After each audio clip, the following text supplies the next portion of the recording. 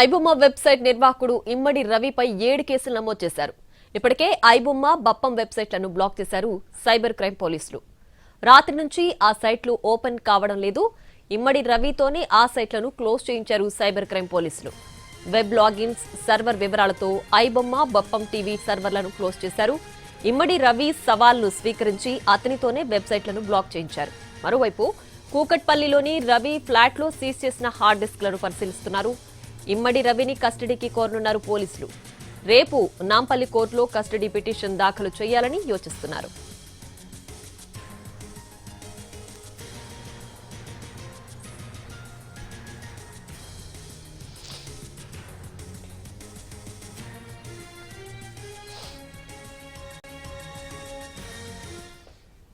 Right, iBomma నిర్వాహకుడు రవిని arrest చేశారు పోలీసులు. అతని కస్టడీలోకి తీసుకోవాలని కూడా భావిస్తున్నారు. దీనికి సంబంధించి పూర్తి డీటెయిల్స్ మా ప్రతినిధి రవి లైవ్ లో అందించడానికి సిద్ధంగా ఉన్నారు. రవి, చెప్పండి, ఐబొమ్మ నిర్వాహకుడు రవిని అరెస్ట్ చేశారు కదా, సో ఈ కేసుకు సంబంధించి ఇతనే ప్రధానంగా ఇవన్నీ రన్ చేస్తున్నారా, లేదంటే దీని వెనక ఇంకా ఎవరైనా ఉన్నారు అనే కోణాలు ఏమైనా బయటకు వచ్చాయా? ప్రియా, ఇమ్మడి రవి కేసులో దూకుడు పెంచారు హైదరాబాద్ సిసిఎస్ పోలీసులు. నిన్న కస్టడీలోకి తీసుకున్న తర్వాత తనను రిమాండ్ కూడా పంపించారు. రేపు నాంపల్లి కోర్టులో కస్టడీ పిటిషన్ కూడా దాఖలు చేయబోతున్నారు. ఎందుకంటే ఇమ్మడి రవిని కస్టడీలోకి తీసుకొని విచారిస్తే ఎంటైర్ తన నెట్వర్క్ అంతా ఛేదించవచ్చు అని హైదరాబాద్ సిసిఎస్ పోలీసులు భావిస్తున్నారు. ఇప్పటికే నిన్న తనను అరెస్ట్ చేసి అదుపులోకి తీసుకున్న తర్వాత తన చేతుల మీదుగానే తను నిర్వహిస్తున్నటువంటి ఐబొమ్మ, అదేవిధంగా బప్పం టీవీ 2 వెబ్సైట్లను క్లోజ్ చేయించారు. ఎందుకంటే గతంలో ఇదే పైరసీ విషయంలో 5 మందిని అరెస్ట్ చేసిన తర్వాత ప్రధాన నిందితుడు ఎవరు అని ఐబొమ్మ నిర్వాహకుడిని పట్టుకుంటున్నటువంటి క్రమంలో, తనను శోధిస్తున్నటువంటి క్రమంలో ఐబొమ్మ వేదికగా తను ఒక మెసేజ్ చేరవేశాడు. నా గురించి శోధించకండి, నా గురించి వెతకకండి, నన్ను పట్టుకోవాలని చూస్తే మీ భాగవతాలంతా బయట పెడతాను, దమ్ముంటే పట్టుకోండి అని పోలీసులకు సవాల్ విసిరాడు. సో ఎట్టకేలకు ఐబొమ్మ నిర్వాహకుడు ఇమ్మడి రవిని అదుపులోకి తీసుకున్న తర్వాత పోలీసులు తన సవాల్ను స్వీకరించారు. తన చేతుల మీదుగానే తను నడుపుతున్నటువంటి ఐబొమ్మ బప్పం టీవీ 2 వెబ్సైట్లను క్లోజ్ చేయించారు. అయితే బ్యాక్ ఎండ్గా ఈ 2 ప్రధాన సైట్లుగా ఉంచి బ్యాక్ ఎండ్గా 70 సైట్లకు పైగా తను నిర్వహిస్తున్నట్లుగా పోలీసులు ఇప్పటికే ఆధారాలు సేకరించారు. కాబట్టి ఎంటైర్ తన నెట్వర్క్ ఇంకా ఆపరేట్ చేసే అవకాశం ఉంటుంది. మిగిలిన వెబ్సైట్ల వివరాలు కూడా అన్ని తెలియాలంటే ఖచ్చితంగా ఇమ్మడి రవిని కస్టడీలోకి తీసుకొని విచారించాలని చెప్పి భావిస్తున్నారు. ఇప్పటికీ ఇమ్మడి రవిని అదుపులోకి తీసుకున్నా కూడా తను ఆపరేట్ చేస్తున్నటువంటి నెట్వర్క్ ద్వారా రేపు ఏదైనా కొత్త సినిమా రిలీజ్ అయితే మరోసారి గనక పైరసీ మూవీ అప్లోడ్ అయ్యే అవకాశం కూడా లేకపోలేదు. సో దీంతో ఎంటైర్ తన నెట్వర్క్ ను ఛేదిస్తేనే మనం ఈ పైరసీకి చెక్ పెట్టినట్లుగా అవుతుందని చెప్పి హైదరాబాద్ సిసిఎస్ పోలీసులు భావిస్తున్నారు. కాబట్టి ప్రస్తుతానికైతే తన నెట్వర్క్ మూలాలను కనుక్కోవాలంటే ఇమ్మడి రవిని కస్టడీలోకి తీసుకోవాల్సిందే అని చెప్పి భావిస్తున్నారు. మరొక మేజర్ బ్రేక్ ను కూడా పోలీసులు కనుగొన్నారు. ఇమ్మడి రవి బెట్టింగ్ సైట్ల ద్వారా, అదేవిధంగా గేమింగ్ సైట్ల ద్వారా పెద్ద ఎత్తున డబ్బులు కూడబెట్టుకున్నట్లుగా కూడా ఆధారాలు సేకరించారు. ఎందుకంటే తను ఐబొమ్మ, అటు బప్పం టీవీ సైట్లలోనే కాకుండా టెలిగ్రామ్ లో కూడా పైరసీ సినిమాలకు సంబంధించినటువంటి లింకులను పెడతా ఉన్నాడు. అందులో సినిమాను డౌన్లోడ్ చేసుకోవాలన్నా, లేకపోతే డౌన్లోడ్ చేసినటువంటి సినిమాను చూడాలన్నా 1xbet కు సంబంధించినటువంటి అడ్వర్టైజ్మెంట్ వచ్చేది. సినిమా మధ్యలో కూడా 1xbet కు సంబంధించిన యాడ్స్ వచ్చేవి. అంటే ఈ యాడ్స్ ను పెట్టడం ద్వారా తను ఈ బెట్టింగ్ యాప్స్, అదేవిధంగా గేమింగ్ యాప్ల ద్వారా పెద్ద ఎత్తున లాభాలు ఆర్జించినట్లు, పెద్ద ఎత్తున ఆదాయం కూడబెట్టినట్లుగా పోలీసులు ఆధారాలు సేకరించారు. కాబట్టి ఈ బెట్టింగ్ త్రూ మూలాలు కూడా ఇమ్మడి రవికి కాంటాక్ట్ అయి ఉన్నాయని చెప్పి వాటిని కూడా శోధిస్తూ ఉన్నారు. సో ఎంటైర్ ఇమ్మడి రవికి సహకరించింది ఎవరు? అటు థియేటర్ యాజమాన్యాలు కానీ, లేకపోతే ఈ డిస్ట్రిబ్యూటర్స్ ముందుగా కొన్ని మీడియా సంస్థలకు, డిజిటల్ మీడియా సంస్థలకు ఇస్తూ ఉంటాయి సినిమా కాపీని. సో ఆ సర్వర్లోకి వెళ్ళి మరీ హ్యాక్ చేశాడు. అంటే అంత చిన్న సర్వర్ ఏం కాదు, అంత వీక్గా ఉండేటటువంటి సర్వర్ కూడా కాదు. అలాంటిది ఏ విధంగా ఇమ్మడి రవి ఛేదించగలిగాడు, ఆ సర్వర్లోకి ఏ విధంగా ఎంటర్ అవ్వగలిగాడు, ఎలా హ్యాక్ చేసి ఎంటైర్ సినిమా ఒరిజినల్ కాపీని తను పైరసీ చేయగలిగాడు అనే దానిపైన ఆధారాలు సేకరిస్తున్నారు. అంటే తనకు సంబంధించినటువంటి ఎంతో మంది ముఠా ఇంకా బయటనే ఉండొచ్చు అని కూడా భావిస్తున్నారు. గతంలో అరెస్ట్ అయినటువంటి 5 వ్యక్తుల్లో ఒక తమిళనాడుకు చెందినటువంటి వ్యక్తి, మరొక బీహార్కు చెందినటువంటి వ్యక్తి కూడా ఉన్నాడు. అంటే ఇతర రాష్ట్రాల్లో కూడా ఇమ్మడికి రవికి సంబంధించినటువంటి వ్యక్తులు ఉన్నారు అని పోలీసులు భావిస్తున్నారు. కాబట్టి వాళ్ళ కూపీ కూడా లాగాలి, వాళ్ళని కూడా అదుపులోకి తీసుకోవాలంటే ఖచ్చితంగా ఇమ్మడి రవిని కస్టడీలోకి తీసుకుంటేనే సాధ్యం అని చెప్పి భావిస్తున్నారు. ఇమ్మడి రవిని అదుపులోకి తీసుకున్న కూకట్పల్లిలో ఉన్నటువంటి అపార్ట్మెంట్లో సోదాలు జరిపినప్పుడు 100కు పైగా హార్డ్ డిస్క్లు పలు ల్యాప్టాప్లను కూడా స్వాధీనం చేసుకున్నారు.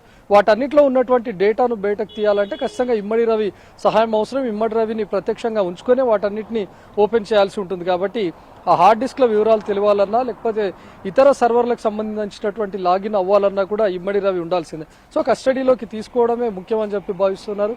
రేపు నాంపల్లి కోర్టులో వారం రోజులకు కస్టడీలోకి తీసుకోవాలని చెప్పి వాళ్ళు పిటిషన్ కూడా దాఖలు చేసే అవకాశం ఉంది.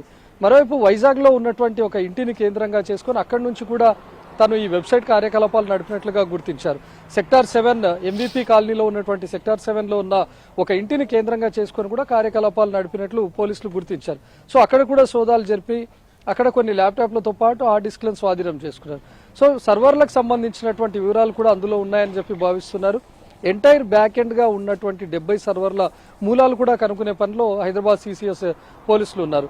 సో రేపు కస్టడీ పిటిషన్ వేసిన తర్వాత మరికొన్ని అరెస్టులు జరిగే అవకాశం కూడా ఉంది. ఇప్పటికే ఇమ్మడి రవి దగ్గర నుంచి సేకరించినటువంటి ఆధారాలతో తన నెట్వర్క్ సంబంధించినటువంటి కొంతమంది వివరాలు కూడా సేకరించారు. ఎప్పుడైతే ముఖ్యంగా తనకు హైదరాబాద్లో ఉండి ఆపరేట్ చేస్తున్నటువంటి వ్యక్తులు శివాజీతో పాటు మరొక వ్యక్తిని అరెస్ట్ చేశారో వెంటనే తను పరారీలోకి వెళ్లారు. నెదర్లాండ్స్లో ఉన్నటువంటి ఆమ్స్టర్డామ్లో కొన్ని రోజులు తలదాచుకున్నాడు. ఆ తర్వాత ఫ్రాన్స్కు వెళ్ళిపోయాడు. ఫ్రాన్స్ నుంచి హైదరాబాద్ వచ్చిన తర్వాతనే పోలీసులు తనపైన నిఘా పెట్టి తనను అదుపులోకి తీసుకున్నారు. సో ఇతర దేశాల్లో ఎందుకు తను రోమింగ్ చేస్తూ ఉన్నాడు, నిజంగానే కరేబియన్ దీవుల్లో తను అడ్డగా చేసుకుని కరేబియన్ దీవులను కేంద్రంగా అక్కడి నుంచి వెబ్సైట్లను ఆపరేట్ చేస్తున్నాడా లేదా, ఇన్ కేస్ అక్కడ ఎలాంటి శోధిస్తే అక్కడ ఎలాంటి తనకు సంబంధించినటువంటి సర్వర్ రూమ్స్ కానీ ఇంకేమైనా ఉన్నాయా అనే దానిపైన కూడా పోలీసులు ఇంకా పరిశోధన చేయాల్సి ఉంది. కాబట్టి ఖచ్చితంగా తనను కస్టడీలోకి తీసుకున్న తర్వాతనే మరికొన్ని అంశాలు బయటకు వచ్చే అవకాశం ఉంది. ఇప్పటివరకైతే హైదరాబాద్ సిసిఎస్ పోలీసులు మొత్తం 7 కేసులు నమోదు చేశారు.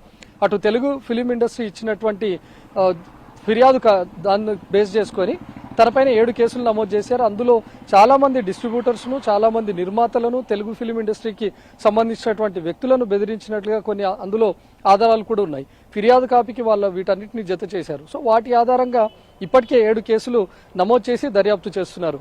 ప్రియా, రవి అయితే ఇప్పుడు ఇమ్మడి రవి తోటి పోలీసులు ఐబొమ్మ కావచ్చు, బప్పం టీవీ కావచ్చు, ఇవన్నీ సర్వర్లు క్లోజ్ చేయించారు. వీటితోటి ఇప్పుడు ఏదైతే మార్కెట్లో అవైలబుల్ గా ఉన్న పైరసీ వెబ్సైట్లన్నీ క్లోజ్ అయిపోయినట్లేనా, లేదంటే ఆల్టర్నేటివ్ ఇంకా ఏదైనా రవి అండర్లో జరుగుతుందా? అంటే గతంలో ఐబొమ్మ మాత్రమే రన్ అయ్యేది, అందులో ఉన్న పైరసీ సినిమాలు ఉండేవి. కానీ ఐబొమ్మను క్లోజ్ చేసిన తర్వాత గతంలో ఐబొమ్మను మొత్తానికి చెక్ పెట్టారు. ఆ సర్వర్ ఓపెన్ అవ్వకుండా చూశారు ఆ వెబ్సైట్ను. కానీ అదే ఐబొమ్మను తను పేరు మార్చి బప్పం టీవీగా మార్చి అందులో కూడా సేమ్ పైరసీ సినిమాలను ఉంచాడు. సో ఇప్పుడు ప్రస్తుతానికి ఐబొమ్మను, బప్పం టీవీని మొత్తంగా క్లోజ్ చేశారు.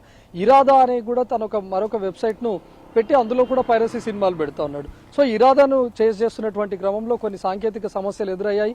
వాటిని కూడా క్లోజ్ చేయాల్సినటువంటి అవసరం ఉంది. సో ఇప్పుడు మనం చూసుకుంటే కొత్తగా కాంతా అనే సినిమా రిలీజ్ అయింది.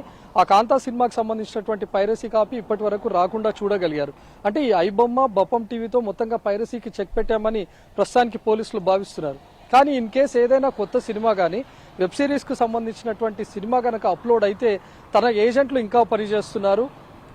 ఇమ్మడి రవికి సంబంధించినటువంటి ఏజెంట్లు ఇంకా కొంతమంది ఉన్నారు. తన నెట్వర్క్ ఇంకా ఆపరేషన్లో ఉంది అని చెప్పి పోలీసులు భావించే అవకాశం ఉంటుంది. సో ఎంటైర్ నెట్వర్క్ను ఛేదించాలని చెప్పి చూస్తూ ఉన్నారు. ప్రస్తుతానికి ఇమ్మడి రవి అరెస్ట్ అయినప్పటికీ తన ఏజెంట్లు ఇంకా బయట పనిచేస్తూ ఉన్నారు. ఒక్కొక్క సినిమాకు తను పెద్ద మొత్తంలో డబ్బులు ఇచ్చినట్లుగా కూడా ఆధారాలు సేకరించారు. కాబట్టి వాళ్లను కూపిలాగే పనిలో ఉన్నారు. కేవలం ఐబొమ్మ, బప్పం టీవీ, ఇరాదా ఈ వెబ్సైట్లలోనే కాకుండా టెలిగ్రామ్లోనూ తను లింకులు పేస్ట్ చేస్తూ ఉన్నాడు. కాబట్టి టెలిగ్రామ్కు సంబంధించి మరొక టీం కూడా వర్క్ చేస్తుంది, మరొక ఏజెంట్ గ్యాంగ్ కూడా పనిచేస్తుందని భావిస్తున్నారు. కాబట్టి ఎంటైర్ ఇమ్మడి రవి ఏర్పాటు చేసుకున్నటువంటి నెట్వర్క్ను ఛేదిస్తే తప్ప ఇప్పుడు పైరసీ సినిమాలు వస్తున్నాయా లేదా అనేది ఇప్పుడే తేల్చలేకపోతున్నారు. సో రీసెంట్గా రిలీజ్ అయినటువంటి సినిమానైతే ఆపగలిగారు. రేపు ఇంకేదైనా వెబ్ సిరీస్ కొత్తగా రిలీజ్ అయితే వేరే ఒక సైట్లో ప్రత్యక్షం అయితే మాత్రం ఖచ్చితంగా ఇమ్మడి రవి మాత్రమే ఉన్నాడా, లేకపోతే ఇమ్మడి రవికి సహకరిస్తున్నటువంటి వాళ్ళు కానీ ఇమ్మడి రవితో ఇదంతా ఆపరేట్ చేస్తున్నటువంటి వ్యక్తులు ఇంకెవరైనా ఉన్నారా అనేది క్లారిటీ వచ్చే అవకాశం ఉంది. Priya, right Ravi, thanks for the updates.